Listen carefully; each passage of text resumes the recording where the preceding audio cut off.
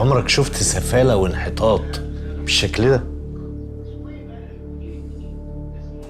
يعني بعد المشوار ده كله والنجمات اللي بجد اللي انت اشتغلت معاهم، تفتكر يعني الناس هتصدق الهبل ده؟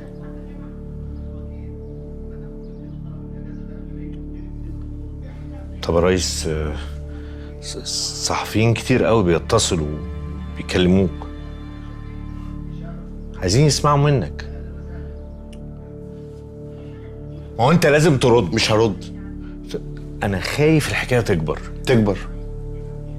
انا مش هرد على حد ومش عاوز اكلم حد. سيبني يا ابو الوفا. حاضر ماشي، انا اسف.